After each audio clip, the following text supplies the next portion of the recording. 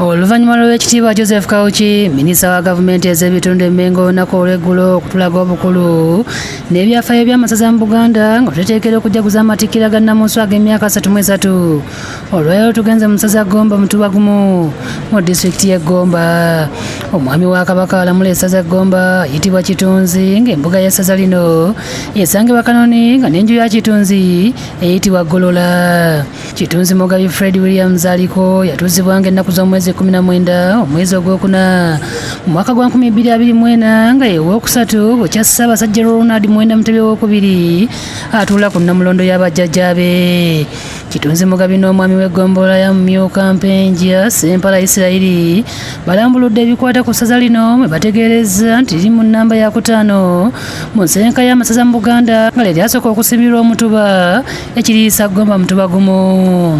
Amalala geeyongerako awo agaddako Mituba 2, Mituba 3 ne Gomba Mutuba gumu. Omwami w'essaza aweebwa ekitiibwa Kitunzi. Essaza lino likolebwa amagombolola 8 naye nga mu kusooka gaali 8 okwali Ssaabaddumaddu, Mumyuka Mpenja, Ssaabawaali, Kyegonza ne Kabulasoke. Abantu bayimiriddewo ku bulimi obukolebwa okusinga mu kitundu ky'essaza eky'obuvanjuba n'obulunzi obukolebwa abantu ku luuyi olw'obugwanjuba Ssaabaddumaddu. Kati emmwanyi Gomba ge gamu ku masaza ga disitulikiti esinga okulima obulungi emmwanyi. Embuga y'essaza lino yasookera ku Mutala Bunya ku kyalo Ndimulaba mu ggombolola ya Mumyuka Mpenja n'ezzibwa Empenja kati awali ekitebe kya Mumyuka Mpenja ate bwe yaggyibwa n'etwalibwa e Kanoni w'eri mu kiseera kino. Ssempala alaze obukulu bw'Empenja mu ssaza ly'e Gomba nga kyava ku biseera Buganda byalwaniranga n'Abanyolo. Kati bwe baamala Gomba yonna okumununula n'adda mu mikono gy'Obwakabaka ati ne banoonya ekifo ekyalina amasekkati waakiri we bayinza okwanguyira okutuuka. Kati bwe baagijja Empenja ne bagireeta wano e Kanoni we kati obusaza werira muliro. Era Empenja nawo ne bubeerawo ekifo eky'enkizo ke bayita akabira. Akabira ako baakolebwanga emikolo gyonna gyonna n'okusinziira awo ne bagenda ne batabaala. Atutte waggulu w'olusozi Bunya waasookera embuga y'essaza ewali ebyafaayo omuli empuku y'ab'ekika ky'Engeye olwazi okuli emyeso n'ekisaawe Ssekabaka Muteesa we yasambiranga omupiira. Empuku eno etuukira dde eri ku lwazi Emisambwa we gyayesezanga kuliko n'emyeso egiweranga 6. Tuli mu ntikko ya olusozi Bunya oba Ndimulaba. Omwami waako teyabanga mwangu nnyo kulaba era watusobolanga okutuuka ne bakugamba nti tojja mulaba leero, naye n'ogamba nti kale oba sobodde mulaba leero Ndimulaba.